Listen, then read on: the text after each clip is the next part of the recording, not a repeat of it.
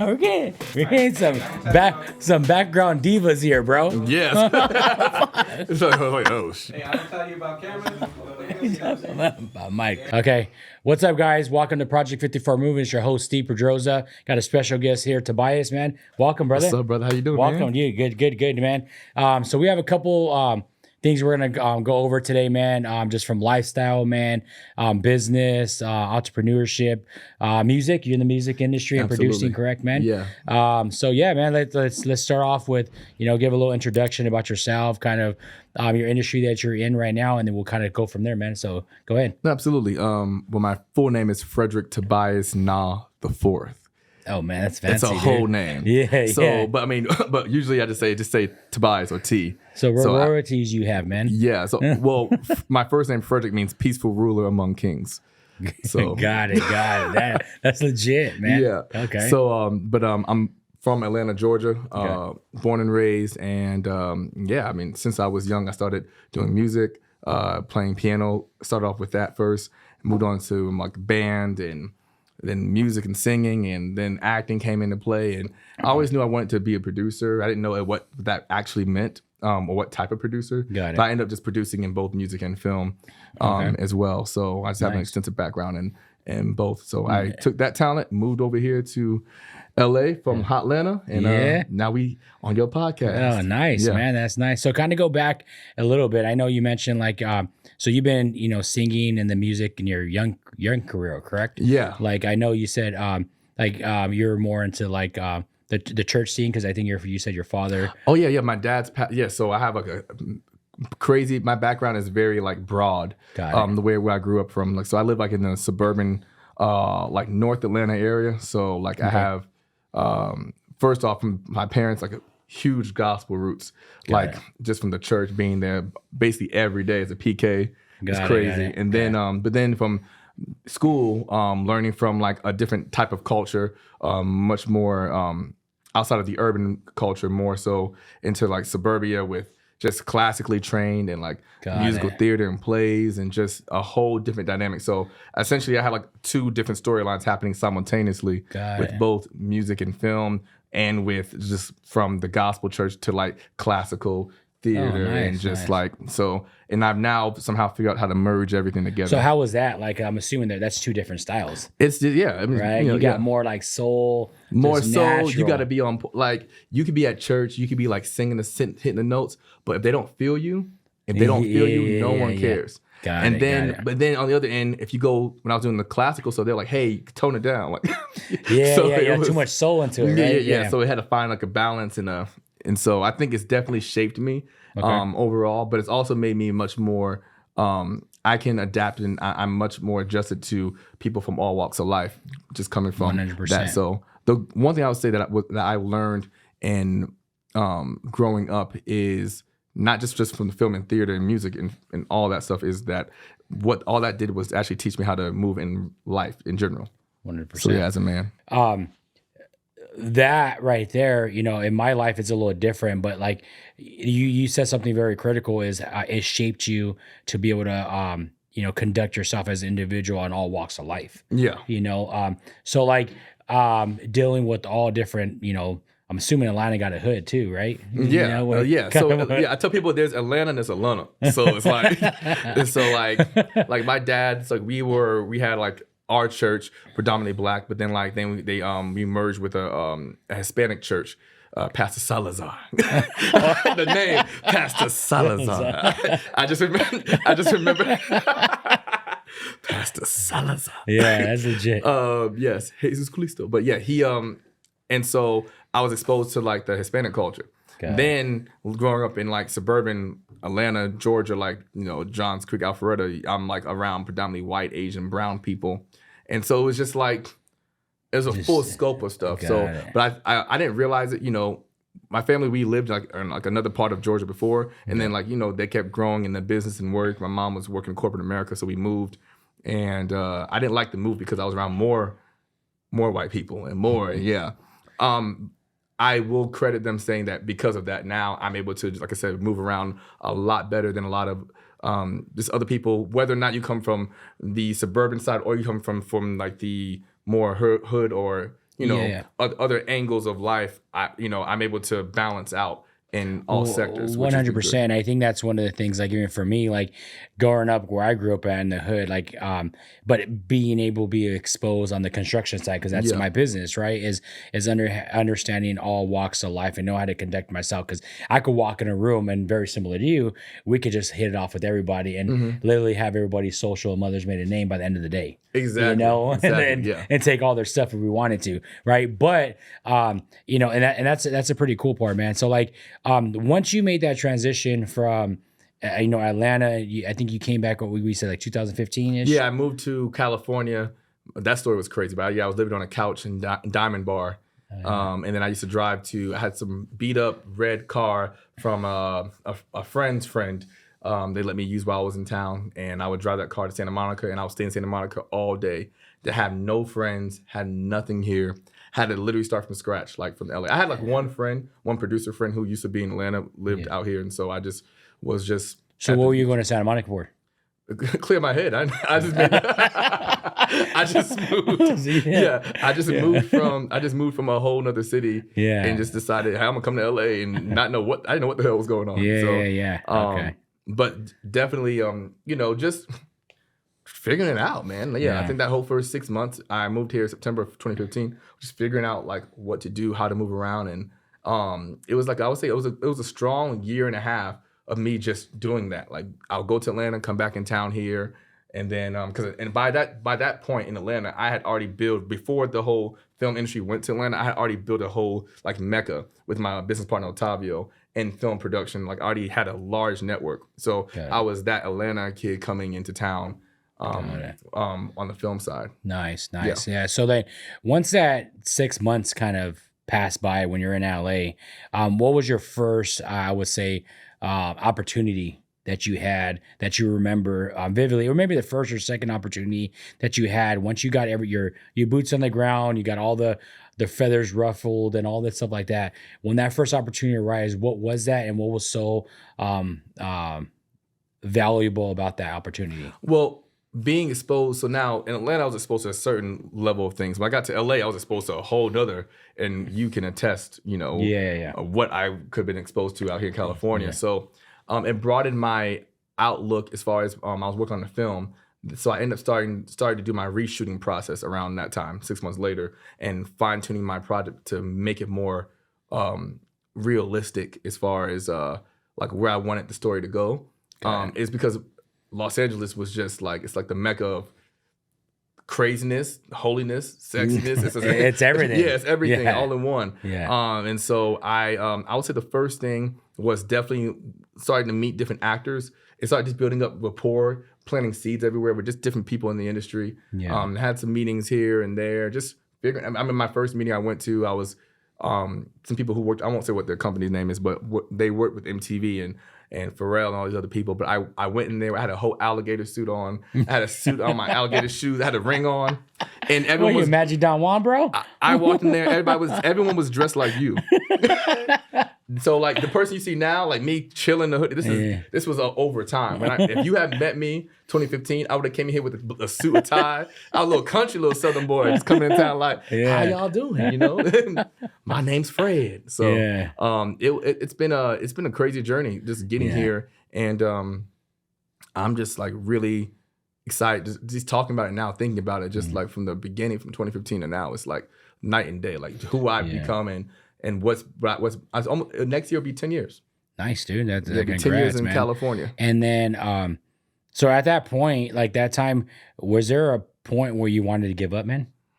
Not at that moment. I think it was, what happened was I went to give in more into the thrill of it. I was kind of like resistant of being, I was here, but I wasn't psychologically here. Then I went to like a service at Mosaic.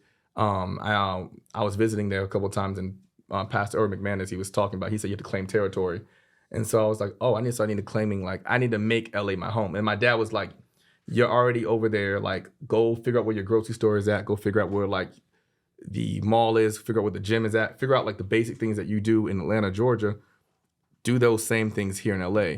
The crazy thing about that was, as soon as I started just living is when everything started happening and started thriving in the field of film at that point. 100%. Immediately. You took like, even like I tell people, like I took the money out of business and I just focused on the relationship and then my life. Yeah. And everything just kind of fell And then into place. everything I needed just all started to come all into play. And then it's just been like, I just had to just stop. And this is a constant in my life, is stop trying to make things happen and just let everything happen naturally. So just being where I'm supposed to be at. And then I would just, so many countless stories of meeting people who knew people from Atlanta from 10 years ago. I met them because I just happened to be going to a dance session or to the gym or to a church or to a club or wherever I went. Yeah, that's cool, man. That's cool, man. And then, you know what, Tom, like, you know, I always like to throw kind of a little twist in there on the different things that we talk about. It's like, so like, is there somebody like, you know, back in Atlanta, Georgia, like that was like as a little kid, even before you came to LA,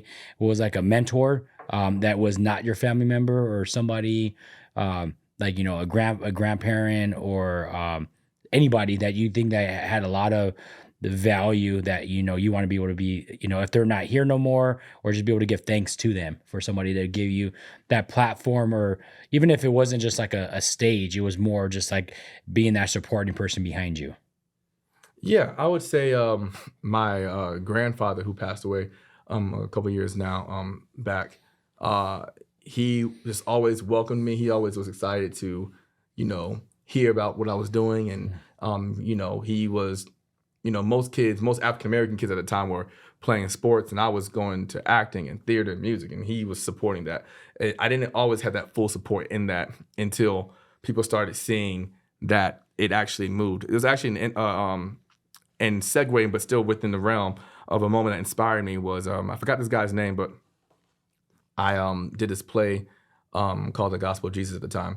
And I had just come off of, in high school, doing like 45 shows, like, and just knocking them out. And I was working with the church at the time, and these people were just regular people. So basically I put together a play, and like nobody was showing up to the rehearsals. Like it was just, it was ghetto. Like everybody was just on some ratchet stuff. Like, oh, that's just Fred. We don't care. But that's just little. They used to call me Little Fred back in the day. Like that's just Little Fred. My dad's Big Fred. I was Little Fred. Yeah. So like, oh, that's just Little Fred. We don't care. And then short version of it is miraculously the whole thing came together at the last minute. We sold out at my first theater back in Georgia. And this guy from the projects was like, hey, bro, let me talk to you real quick. I'm like, oh, what up? He's like, hey, Shaw. I'm like, I said, what's up? But he's like, hey, I've been in jail before. I've been shot before. I've seen people die. He said, this is the first time I've ever cried watching your project. Oh, nice, dude. And so I think that really has kept me going, is that a random dude from the hood was like, hey, you made me cry. I was like, oh, snap. I said, well, I'm doing something. So then I just kept writing. Yeah, you know what's so funny? Like, I think, not funny, but it, like in a way where they're not actors. Like people from the hood, like I grew up in the same type of area where, just like, it's kind of crazy. Like I have a lot of little stories that kind of impact me in all different ways, but one that really sticks with me, and it just happened like 2 years ago or a year and a half ago. I think like actually it was 2 Thanksgivings ago, I was just I was driving around, and you know when you really want to give something to somebody, it doesn't happen. Yeah. Like I had a lot of money in my center console, and I was just looking for somebody to bless somebody with something, right? Yeah. And I was just trying, you know what? And I needed gas, and I kind of forgot about it. I was like, all right, I got to go home. Turkey's getting ready, all that stuff. Yeah. So I went to this gas station, and I see some Hispanic dude all tatted up. Like he had a little ankle bracelet on. Oh, you know, he was real. He was real. Like he just got out of the pin, and I seen him, and I got out, and for some reason it's just weird. My car didn't work on the thing. I was like, man, I know I paid my bills. I was like, it didn't work, so it made me go inside. So I went inside, and I seen him right by the door, and he's like, you know, he kind of looked at me. He goes, like, what's up, man? Like, I'm bald, tatted guy. And he kind of looked at me. He goes, like, you know what, like, if you have any spare change, I just need some extra gas. My car's right there. And my kids are in the car. And I see a car, and I'm paying attention because a lot of times some people just want to hustle you with money. Yeah. But I was like, all right, you know what? And then I got down. I put the gas in, whatever. And I you know what? I was looking at him, and I was paying attention with the car. So I drove back up to the front, and I was like, hey, man, like, you know what? Come here. Let me talk to you. And I was like, who's in your car? How old are your kids? And I was like kind of getting to know him a little bit more, right? And I was like, you know what? Come here, man. I'm gonna bless you with some.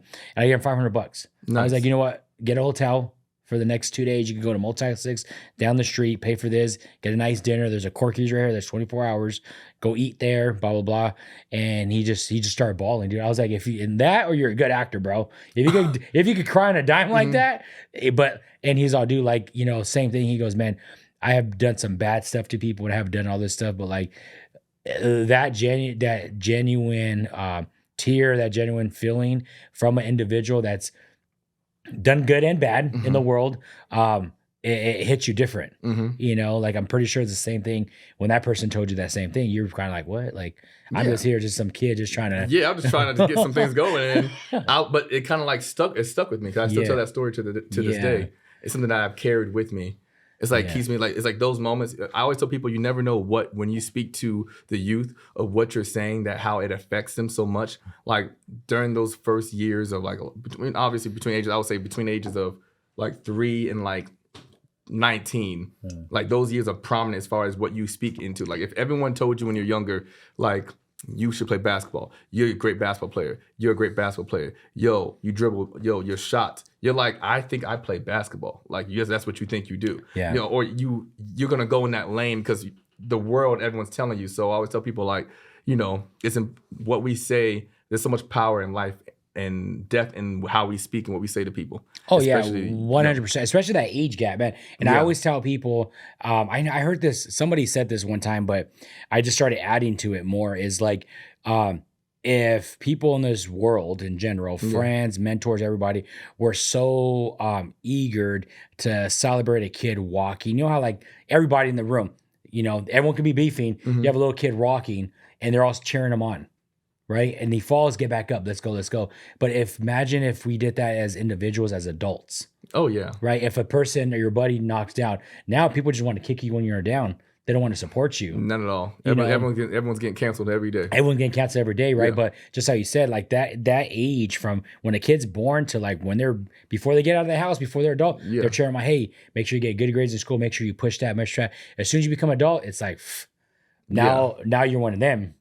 Now you can't be better than them, you know, and you can't have that mindset of being better, being grown, being a very successful individual, and going a different route. You know, for me, I have a high school diploma, you know, and I graduated high school like 499 out of 500 kids. I wasn't the brightest kid, but understanding that I chose a different route in life. Yeah. And am I successful? And for me, success is not the money. It's about the value and how I can bring impact to others. You know what I'm saying? And I think just how you kind of said is like, if we could continue molding that, because I think molding kids as just being open and kind-hearted individuals will set a different trajectory in life for people. Yeah, and I want to speak about that thing of success of what you just mentioned, because like I believe success is not essentially like what you do out here. It's how you make people feel. Like that's your legacy. Yeah. So like I'm in the business. People say, well, I'm in the business of doing this. Yeah, we make money. That's natural. But I'm in the business of leaving a legacy, like that everlasting effect. Yeah. Like Martin Luther King left a legacy. Like Gandhi left a legacy. You know, even people on the other side, on the left, have left legacies. Like, you know, what are you remembered for? How did you make people actually feel and affect like people who you hear about for like years and years to come? Yeah, because at the end of the day, if we don't leave tremendous value and impact to others in those moments that we have with people, by second generation, I'm going to be forgotten about. You're going to be forgotten about, absolutely, right? Yeah. So if we can be able to leave that mark and that footprint, like I tell people, like what I don't really believe in stress too much, but what I do really, really dive so much and mentally is I want to leave everything on the table when I'm gone. If absolutely. I leave tomorrow or whenever down the road, I want to be able to know that I left the imprint in life to my kids, to my people around me, my fellow, to you when we talk, is that years and decades down the road, like, oh yeah, you know what, my great grandfather Tobias and my great grandfather Steve had this interview that was so valuable and so prominent to everybody, you know, and I think that's big, you know, because, you know, success comes in different ways for different people in different shapes and forms. Yeah. Like, people like the fancy stuff, people like all this. And for me, it's just really about like leaving it all on the line 100%. Yeah, so, I mean, end of the day, we can't take any of this stuff with us anyway. Yeah. So it's like I can sit here, which we'll get into, and talk about all this. Most of how California operates, or at least within my industry, everything's just all glitz, glam, this and that. It's never like the realness. So like whenever I come into any platform, I'm always like, let's just keep it real. Yeah. And I had one of my mentors that you actually work with, Rich. He was one person who told me, he was like, hey, just be extra honest and transparent. And I took that note, and all my business has gone up in the last year in the midst of chaos. Yeah. Because the industry is, especially last year, we had the SAG strike, we had the writer strike, the actor strike.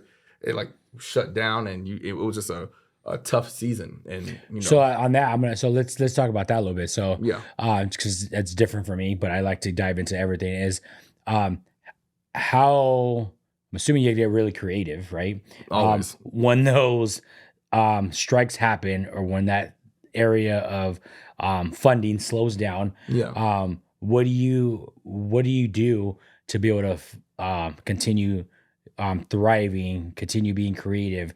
Like, what are your avenues, or what are your? I pivoted, luckily, because my dad actually got me back in 2011 in Georgia. He's like, hey, here's this building. And he's like, do whatever you want in here.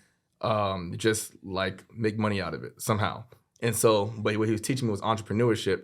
And also, this is part of me as a producer, what I do naturally. Yeah. So literally, I would have events, parties, weddings, funerals, receptions.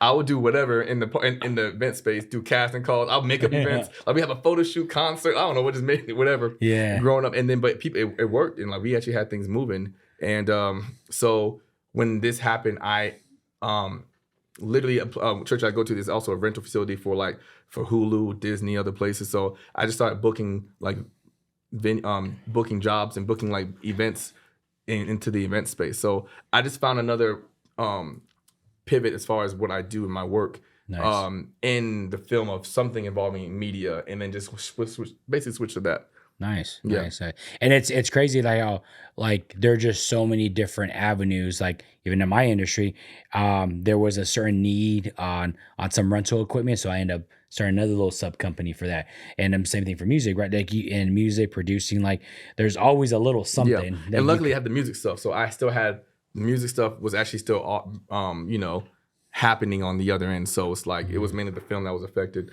So it was good to have that background and the skill sets of a well-versed inside the entertainment industry. So it kept me afloat. But not everybody was that lucky. Some people had to go to DoorDash or Uber Eats, or become a stripper. So it doesn't. That's good money too, man. So whatever they had to do, they were out there, just making it rain, pay the bills. Hey, whatever you got to do, man. Like I tell people, I'll be out there selling oranges in the corner, man. Like, whatever you got to do, whatever you got to do to make that make bug. a food truck. Whatever you got to do. But it's so crazy. Like I always tell people with my phone, is that phone right there, that contact inside there with all those people, I could do anything. Mm-hmm. Like, I could just what you just said. I have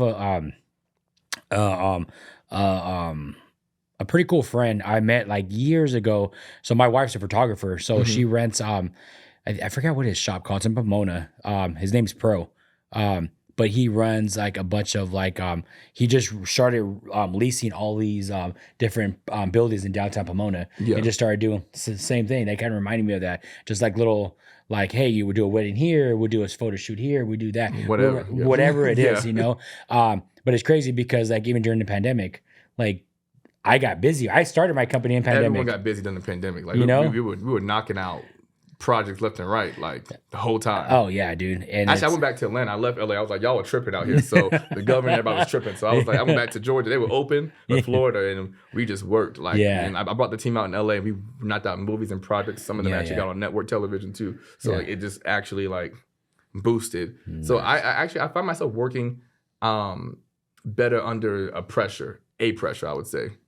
100%. I think that has to do with the entrepreneur mindset and being, I don't know if you're ADD, but I have ADD myself, is where like, I operate complete bliss under chaos. Yes. Like 100%. Like when I have a bunch of stuff going, I need to be going. I just did not like when stuff is calm. It's really It's scary. It's scary. It's Yeah, very I feel scary. you. Calm. I do stuff that I'm not supposed to be doing. Yeah. You know, I get in trouble All the time. You know, so Yeah. I'd rather just boom, boom, boom, That's boom. been me this entire week. Like, you know, I have a show coming up on next Thursday, a music show. I have a red carpet event for my feature film, my first full-length feature film that I've done. We have to get ready for all of that stuff. It's a lot. It's crazy. But I'm actually like calm. Yeah. In the same, I'm like, okay. Yeah.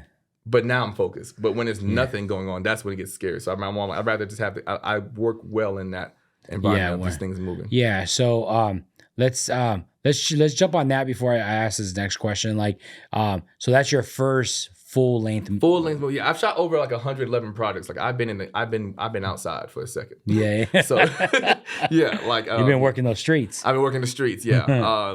But yeah, this is my full length feature film project. This is coming from me. Actually, I talked to someone on the phone today. They were like, "We knew you shot videos. We knew you did music, but we didn't know you shot your own movies." I was like, "Yeah." I said, "This is a lot of work." You know. How do you feel about it? I feel good. It's been a journey. Like it's been. It was like a 10-year process. I started off as a short film. Actually, before I did a play, and then I took the play that did really well at the Rialto Theater. We had like 800 people show up to the actual play in Atlanta. It did really well, and then I immersed into a short film that we did in Georgia, and then I updated it to a feature film. Then I updated it and recasted half the cast. Then I went to LA, moved here, learned more things, and then reshot it 2 more times. Oh wow! So I shot the movie. I shot the same. Someone laughed and said I have my own multiverse in my own movie, but I shot the movie a few times to get to where because what was happening was, I don't know if this happens in your industry, but I kept getting better as a filmmaker, and I just couldn't settle for what thoughts or things I did a year or 2 or 3 ago. So the whole time I just kept growing, and this was like my baby project. Like everybody else would pay me to do their projects, but like this is my actual baby. Yeah, and that's 100%. Because like you end up leveling up. Like for me, I have a thing where I level up every quarter. Like right now, we just finished quarter 1. Yeah. And to be honest, last week and in this week, I like people think like they're like, man, you're still killing it. In my head, I've been the most chaotic as they can be. Like the past 2 weeks, because I usually gather all my thoughts and I'm like I reevaluate everything. And my company, it runs pretty well. It can be better? Yes, of course, right? If it stays the same and complacent, that means we're not doing nothing, right? So I end up changing little things and critiquing them in a way where we get better. It's my baby. I'm going to keep on making it better and better and better, just like the movie. But one of the things I noticed that you said, and when it comes to movies, I notice certain things. Like I notice movies that have came from a play first have a lot the thought process and the meaning behind the script when it comes to the movie is very different. Yeah, if that makes sense, right? Like, and this is me. Like, I'm not a movie producer or anything, but I noticed some movies I have watched in the past. Like, if they started with the play first, when it gets all the way to the movie scene part now, it's different. Like, especially if you have some really good actors. Yeah, like it's the passion behind it. The soul behind it is What's different. crazy about what you're saying is that you're actually the most important person. Not everyone's a producer. There's billions of people on Earth. Yeah, and you're part of that. You're essentially the consumer. Yeah. So what you just said is actually the most important thing. It's like you felt that you're not even in the industry. A lot of people in the film and music industry, I'll speak just from where I'm coming from. They try to mend their business towards, or like try to make everything to benefit or to appease the people who are in the same industry, when really the money is the people watching what 100%. You do in the industry. Yeah. So it's like when everyone comes to the movie theaters or listen to a song, it's not just it's not just random. It's more so, I would say, people from moms, dads, like people. There's a psychology with it. Yeah, it's a whole other thing. That's why the cool thing about the art of music of movies is that like Oppenheimer just happened, right? Yeah. And it dealt with that whole period. A lot of people like period pieces. Some people like more family reunions, like Tyler Perry stuff. Then some people like more action, like Matrix and other things. So it's like filmmakers get to appeal to different parts of the world and different people in different markets and stuff. So my movie, I'm dealing with drug trafficking in the suburban Los Angeles area and substance abuse.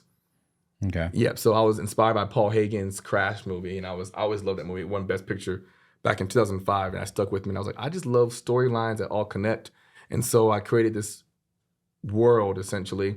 And I'm just really excited. This is like the first, it's called the Run Saga. And this is chapter 1. This is Breathe, which means it's ongoing. So I'm looking forward to what the future holds with all this as well. That's cool, man. Yeah. That's really cool. And then you're starring in it as well? Yes, I am one of the leading actors in it, as well as I am the director. I wrote the screenplay. I also am head producer. I'm also the casting director. And I was also the on the music soundtrack as well. So with the theme songs coming out. So I have a song coming out called Revolution, and we have a theme song with Anja Neeson, who won The Voice in Australia. We have a song as well. So it's like, it's a whole thing. So for me, this is like it's two things. It's twofold. It's a showcase. It's just saying, people always ask, can you? I'm saying, not yes I can, but yes I did. Yes I am. 100%. I'm doing it. So you're seeing it in real time. A lot of people in California, or just in the industry in general, they do a lot of talking, and no one can ever really show what they can do.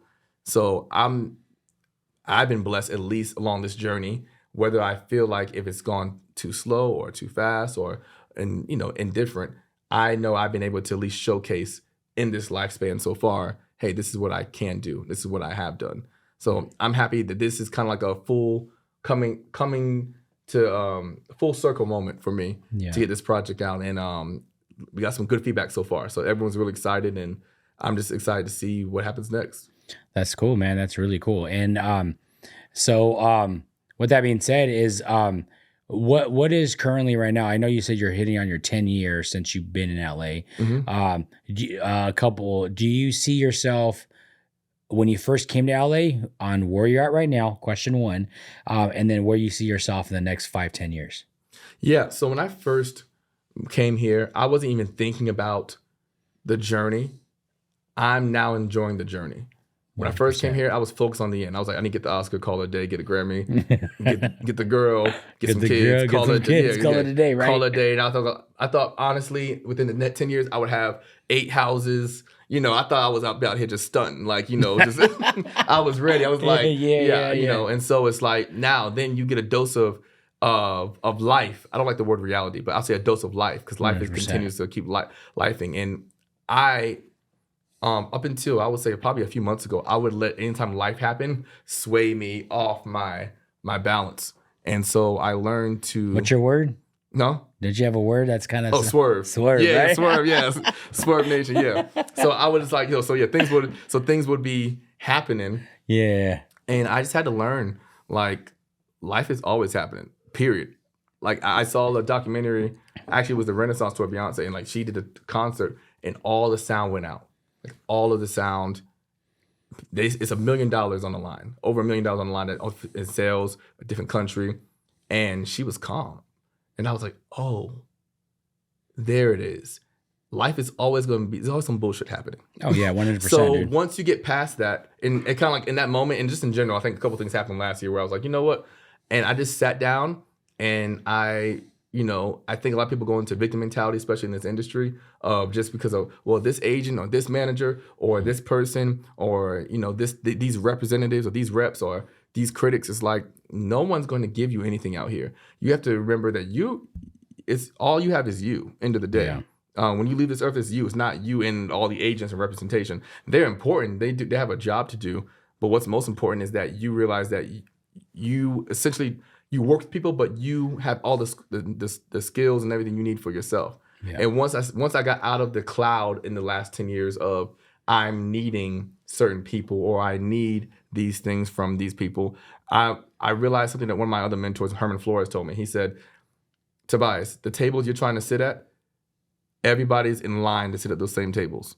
He said, you go create your own table. 100%. Create your own table, and then let people try to come sit with you, and you go from there. So I mean, Eric Thompson said something like that. So I'm finally at a point now where I'm like, I'm just sitting at my table. I'm not even pressed. I'm not even like, I need them to watch. It's like they'll call, they'll see, they'll call. 100%. You create your own table and you create your own environment. Because I tell people from staff and just people around me is like, you have to create your own opportunity. Don't wait for an opportunity to occur. Create your own opportunity, create your own table where the people that you gravitate to will sit at your table, right? And I tell that endlessly, man. It's like one of my biggest things is, and I said it the other day again, and I don't know if I'm the one that created it or I heard it somewhere, but it just comes so prominent. It's like, just in life, knowledge is the effort that you put in, right? Experience is just time, right? And so do you want to live life 50 years down the road and said that you only accomplished this, or you want to put in half of the time because you put an amount of effort in and you gain all the knowledge behind it, right? But that's I love that, man. Like creating your own table, your own environment. Like for me, I call my life the Triton world. My company is called Triton, right? So like I live in my own little bubble. Like I don't care what goes on in California, what goes on around me, because that doesn't dictate anything. Because if something changes, hey, then I'll swerve this way. Yeah, I'm focused You know on what I'm Swerve saying? Nation. So I'm like, whatever's in the Swerve Nation bubble, and whoever is part of that, that is where my head is at. It's like taking care of, because end of the day we have our family. End of the day we really have our family, and so like where I see myself in the next 10 years, honestly, is just where I need to be at that moment. I'm now learning how to just enjoy this journey, because the journey is ongoing. 10 years, 20 years, Lord willing, 40 more, 50 more years, that I've been granted, that's on my life, that I just hope to, again, not even hope. My focus is leaving a legacy. So it's really about, this moment is important. So being in the present moment, not even thinking past the next second, of just more like, what am I doing in this moment to leave a lasting impression or legacy for whatever happens? Because you never know what can happen, even just from us talking today, and or who could hear this, and what transpires. So 100%. And I think that's the whole goal, and that's the whole thing of this podcast. Like the Project 54 movement, when I started, it was 54 was been like, I've been an athlete, 54 has always been my number, but in numerology it means a master builder. So then I really try to just gravitate towards that. Me kind of talking about all walks of life, being believing in God, being a husband. I have 3 kids. It's just it's life is life. Yeah. It is crazy, it is hectic, but I love it, man. I wouldn't change anything for the world. And I think it's just so remarkable to be able to have individuals just to have conversations like this. Because for me, people always say like, oh, therapy, all this stuff. For me, Steve fixes Steve. I'm, and I pray and I do my thing. And I always know, like, as long as I put my best foot forward, because just how you said, the biggest, I think, thing that people take for granted is they're going to come home every day, or they're going to be able to talk to their family again. You don't know. Like, I'm right after this, I'm going to go to the gym, and I plan on going home. That's what I'm planning on doing. Yeah. Is it going to happen? I hope so. Right. But I never know. Yeah. Right. So I got to leave the best remark. When I left my family for dinner, I gave them a kiss. I always do my routine. And I came here, and we're talking here, and just understanding any person that's out there that's listening is understanding that, like, no one's alone in anything that they do, because I think there's always someone there to help, because there's sometimes, like, I think you got to a level of mindset is to be able to battle your own demons. Yeah. Right.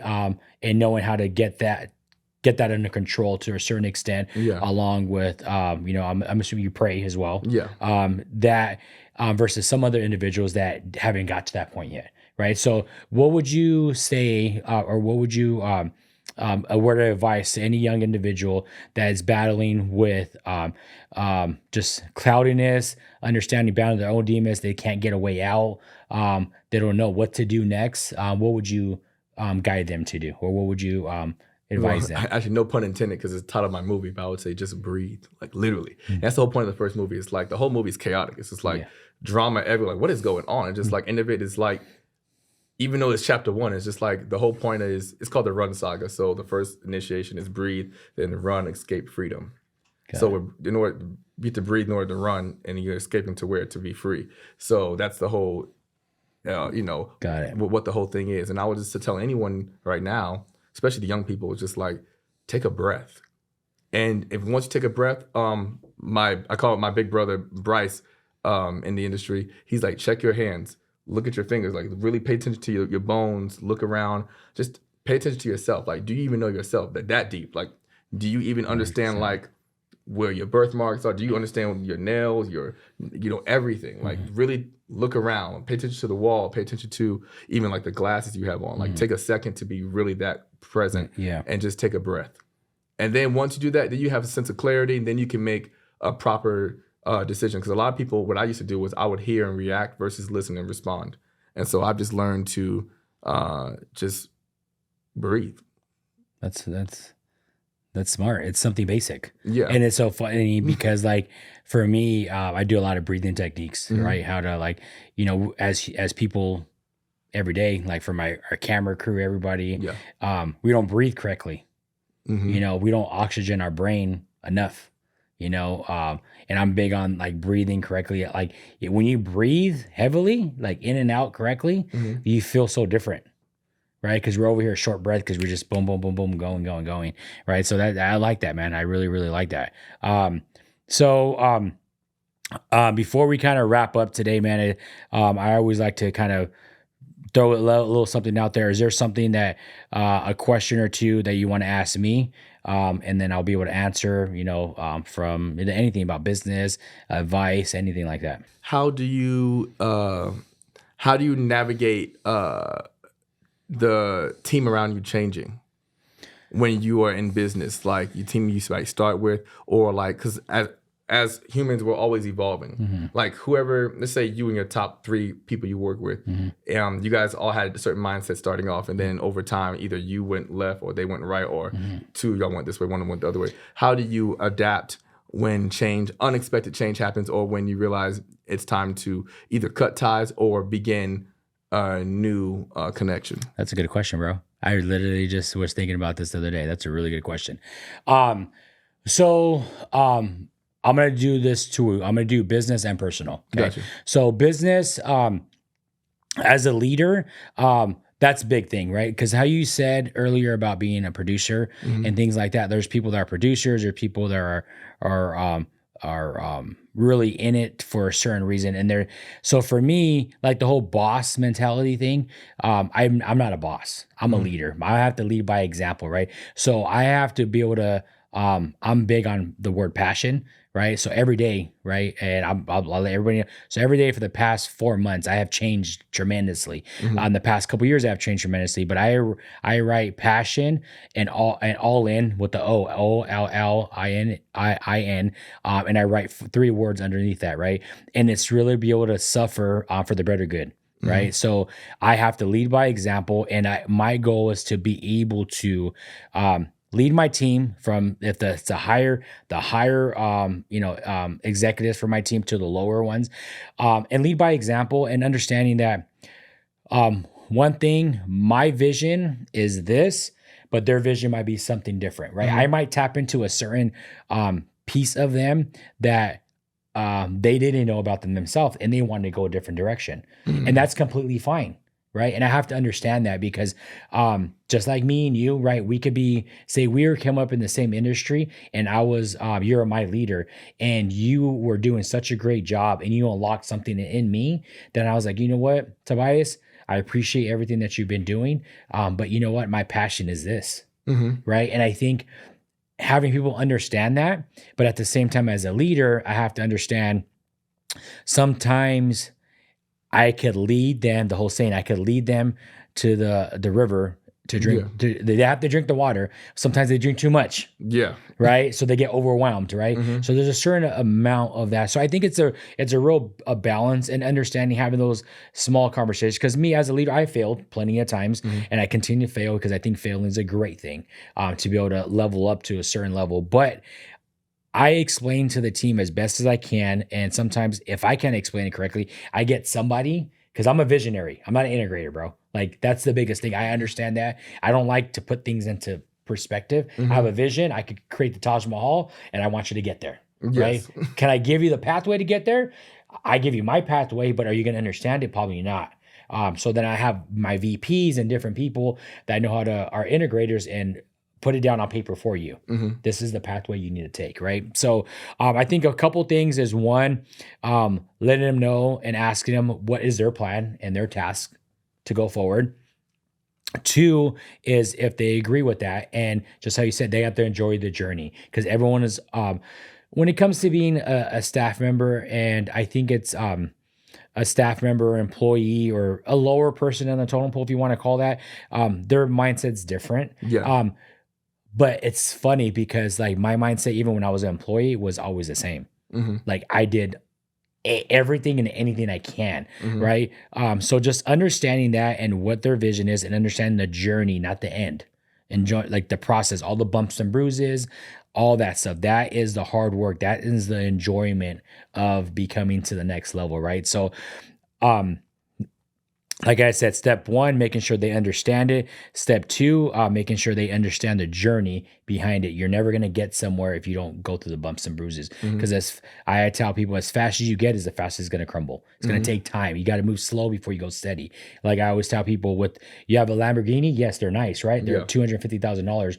But if you notice when you get in a Lamborghini and you're going 150 miles per hour, you can feel it, right? You're going fast. You're like, damn, this is going crazy. But then what's the difference from that and a private jet? Private jet, you're going quadruple amount as fast, but you can see everything precisely, right? You move slow but steady, right? You move slow before you go fast, right? So understanding that concept and letting the people know, hey, sometimes as a leader, you got to make a big decision, and that is sometimes you want more from somebody that they want for themselves. Yeah. And that's hard. That's a hard thing to swallow because I'm a caring individual and I'm a giver. And sometimes people don't want it yet. And that's what it is. And that's fine, but you just got to give them the right pathway. And it might be here, it might be somewhere else. Right. So I just think that just continue to be giving communication and effort. Pretty simple. I think those are two tools that doesn't really take any learning to be behind it, right? Yeah. Like anybody could communicate and anyone could put effort into it. I think any job, any profession, if I really want to get it, and no disrespect, but like producing or so, like, hey, I got to communicate. How do you do this? Yeah. What are you doing here? And I got to show the amount of effort. And I could probably navigate it throughout time, right? Literally, right? So same thing. You don't know construction, but if you communicate and you put enough effort, you're going to learn a good amount of it, right? So I think that's a big key, communicating with my team and seeing the amount of effort they want to put in to lead them, right? And then on the personal side, to be honest, I'm still figuring that one out. That was challenging. It's really challenging because of the fact that it hurts a lot of people's feelings, and am I in the business of, caring about people's feelings no more, to be honest, because when it comes to what's the best thing for Steve? Yeah. What's the best for Steve? Because not everybody is my biggest cheerleader. Not everybody wants to break bread with me. Not everybody wants me to succeed. And sometimes it's that those people that are closest to you. Yeah. Right. And it sucks. It really sucks to swallow that pill because I want everybody to win. Yeah. Like, even from when I was that person that couldn't pay bills, that was struggling, that couldn't feed my damn newborn baby, that those hard times taught me a lot different in life. Right. And I would talk to a custodian. I was a custodian at one point. I cleaned toilets. I did all that stuff, right?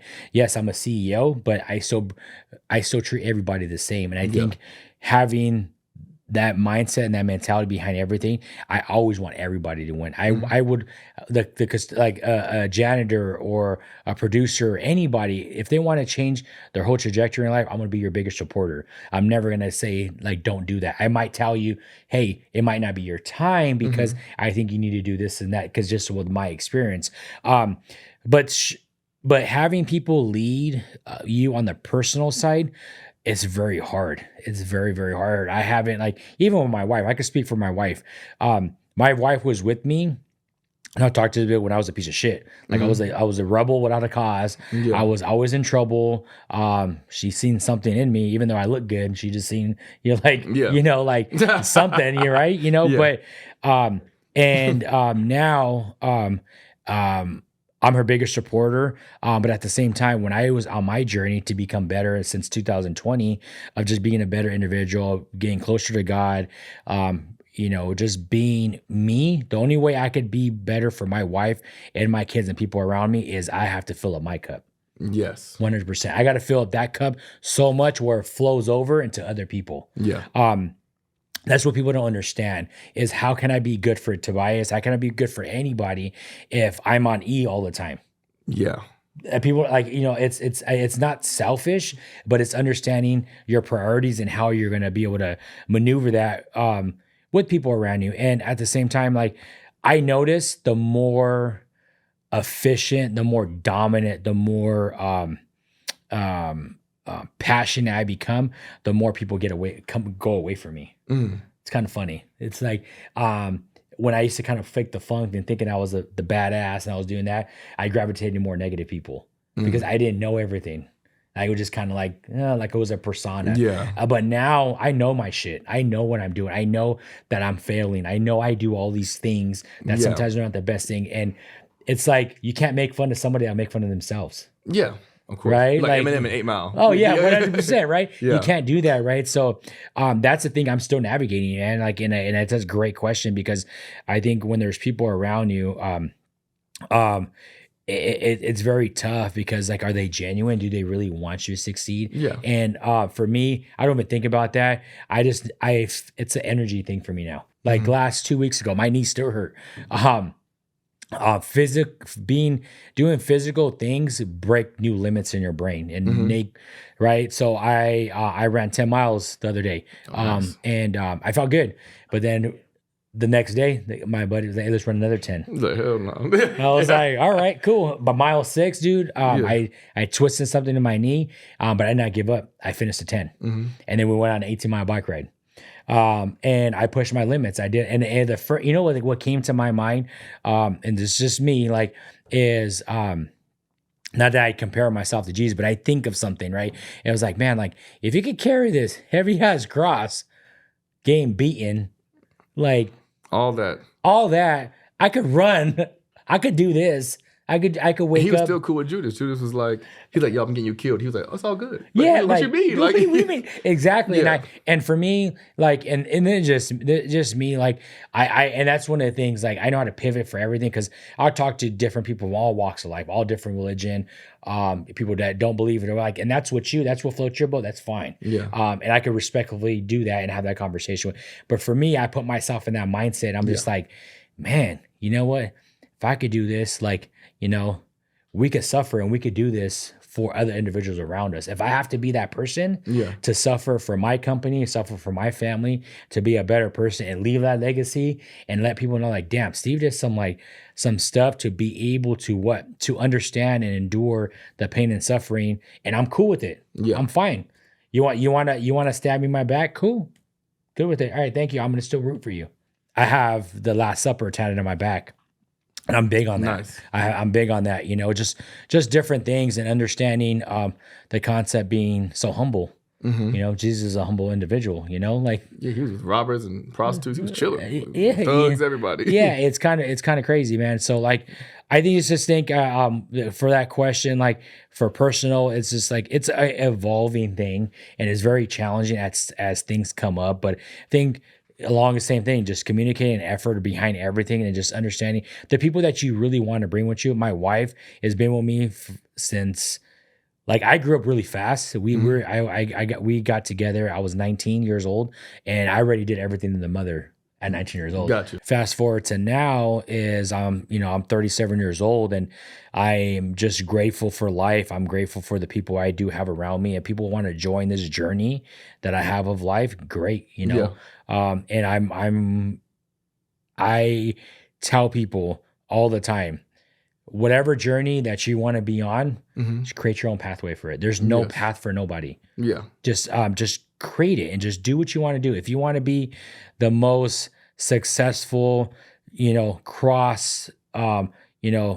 producer, video, entrepreneur, soul, all that, you go ahead and do it, man. Like, just do what you got to do. And that's one of the things we could probably, hit an episode 2, man, and talking more about like our true upbringing, like of how I became into this world, how you came into this world, and kind of, because we're all come from different places. You're from Atlanta, I'm from SoCal, but at the same time, our mindsets are very similar. We're from two parts of the country. Yeah. We still kind of have similar on driven mindset, enjoy the journey, and understanding, helping, and leaving an impact on people. Yeah, absolutely. You know, so, but yeah, man, you know, Yeah, so well, thank you for having me. We yeah, definitely got to do a part two. yeah, that'd be pretty cool, Yes. man. But no, if thank you again, Tabiyus. But if you want to let the guests know where they can follow you, IG, TikTok, social media, whatever you have, Yeah, all absolutely. across the board, go ahead and please.